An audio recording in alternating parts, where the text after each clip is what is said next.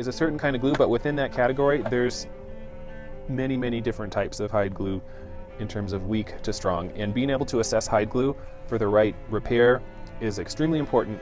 And we'll do that by putting our finger into it and kind of testing the viscosity and how it sticks between the fingers. And it's different for the top plate versus the bottom plate. It's different from violin to viola, viola to cello, and cello to bass. So there's tons of variables.